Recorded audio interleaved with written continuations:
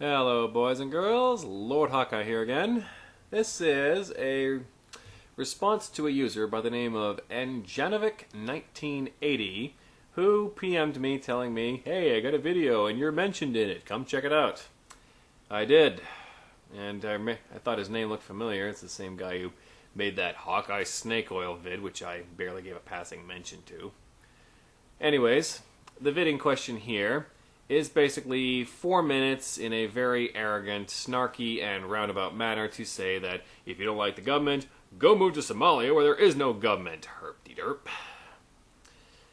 Now, first warning sign about this video.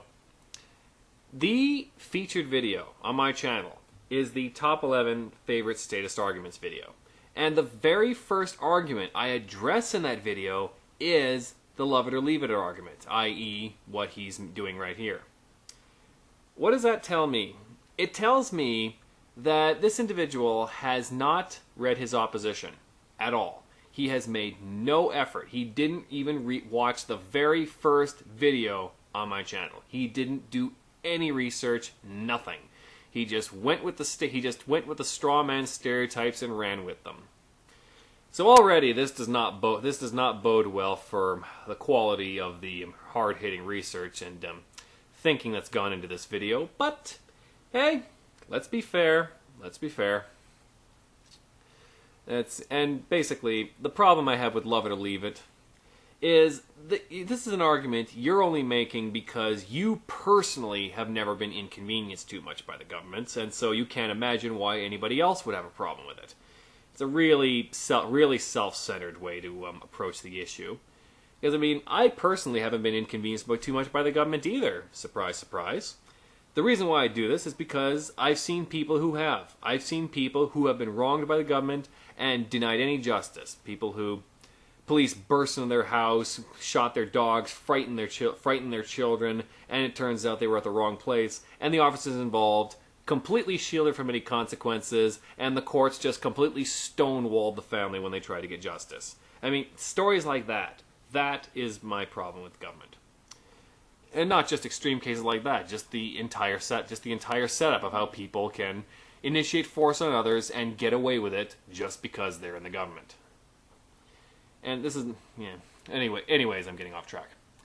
Now, before I get into the main crux of this video, there's a couple things in the comment section I wanted to nitpick at for a little while. Okay, when I questioned him about the necessity of government, his response was, for one, the internet, the very medium you are using right now. The groundwork for that was laid down via a government-funded military project. Not actually completely so. The government's involvement in the creation of the internet is grossly overstated at best. But moving on, have you any idea how much government invested in space research, advanced technology, all of our medical research that takes place in public universities? Well, so what? What are you saying? If the government hadn't spent the money on these things, nobody else would have. Nobody would ever have conceived of the internet. Nobody would ever invest in the medical advances. Nobody would ever in any conceivable way have invested in these things that the government didn't.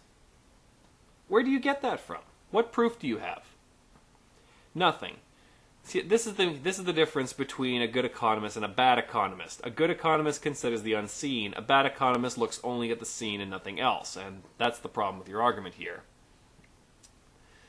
And this is like arguing that if Alexander Graham Bell didn't invent the telephone, we wouldn't have a telephone, because all the other inventors in the world would just be going and not invent it. It's ridiculous. People were toying around with the idea of long-range communication all the time. Alexander Graham Bell just happened to do it first. And I mean, heck, if you're going to go with that line of reasoning, couldn't I just counterclaim that Alexander Graham Bell was a private entrepreneur who invented the telephone, which was necessary for the creation of the internet, so capitalism wins. Ha-ha! Yeah, see? Doesn't work that way. Silly argument. Don't use it.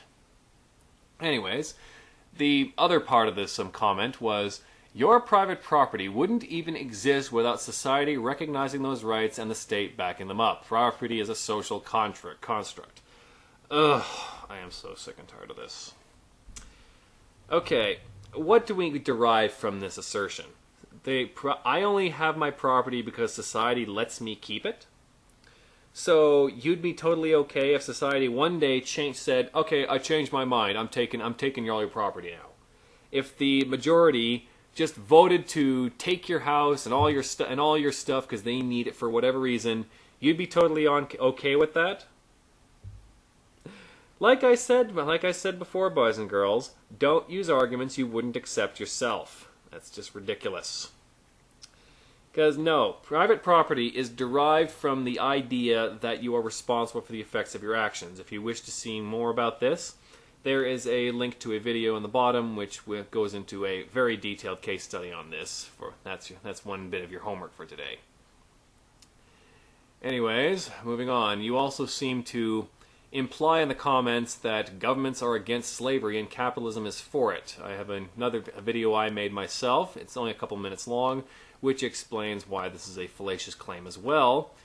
But in short, if you think the American government was totally all against slavery, I got 3 words for you. Fugitive Slave Act. Look it up. Okay. Now, Somalia.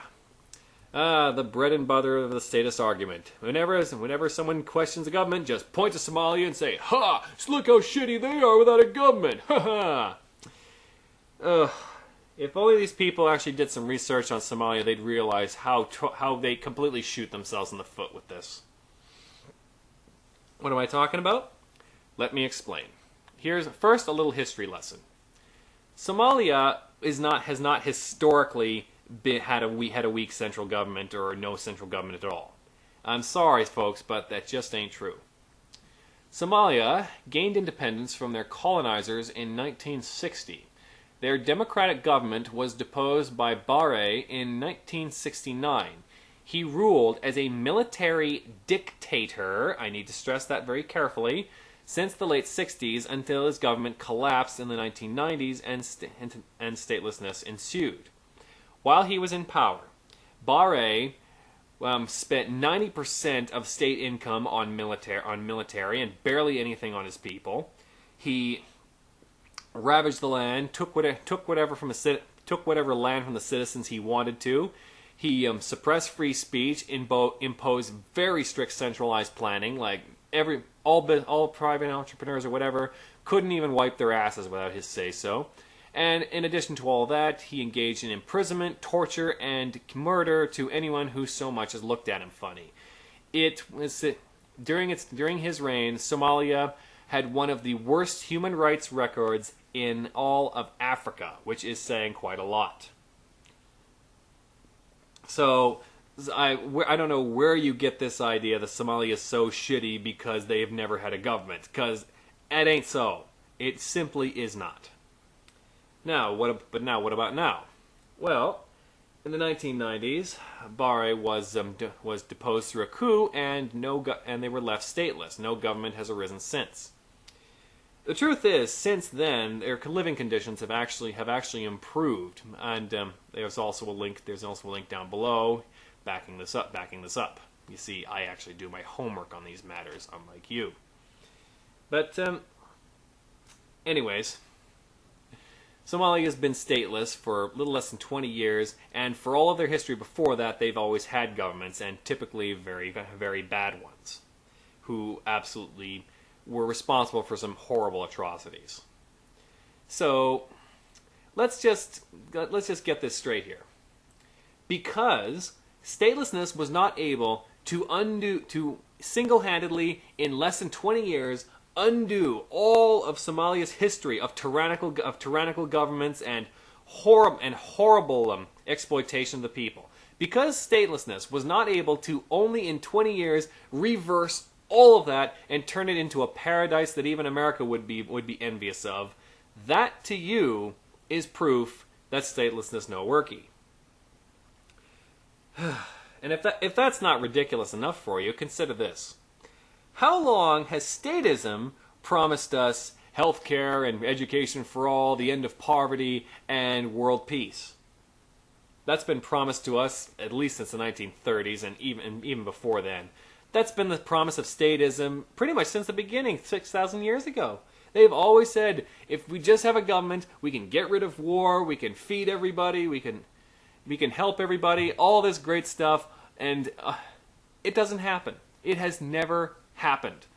The U.S. government promised in the 1930s, give us all this power, and we'll give you all the schools, all the health care, and end poverty, and have world peace, and all that sort of thing. How are those promises doing so far? The public education is absolutely shitty beyond reason. I mean, don't even try telling me it's good. I will bury you in counterexamples if you do.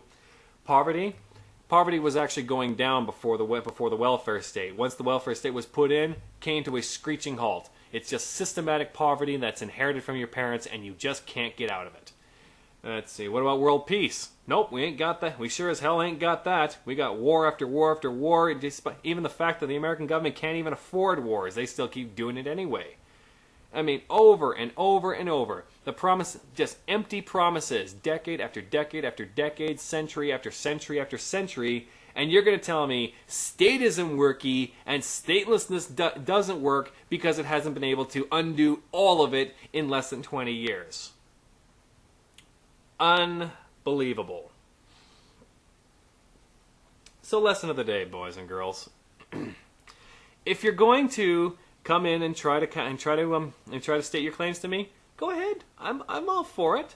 But seriously, do your homework on the matter. Don't just come in copying someone else's sheet and think I'm not going to call you out on it. Because believe me, I will. And I'm going to enjoy every second of it like I did for this little bozo.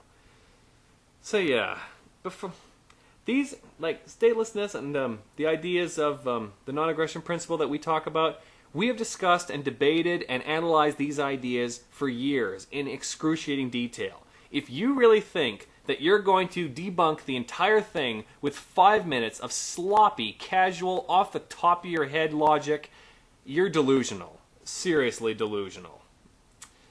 That's just a warning for you. If you want to debunk our ideas, go ahead, but you really got to try a little harder than that. Until next time, be aware and be wise.